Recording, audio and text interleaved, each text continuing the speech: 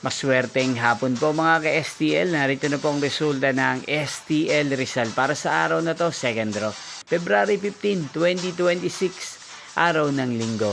Naway, ang mga natayaan nyo pong mga numero kanina ay manalo nawa ngayong hapong ito, 4 PM. Kaya't kunin nyo na po ang inyong mga ticket. Narito na po ang resulta. Ang mga numerong nanalo sa STL Rizal ngayong hapong ito, February 15, 2026, 4 PM, second draw result, 8 at 7 in exact order. Again, 8 at 7.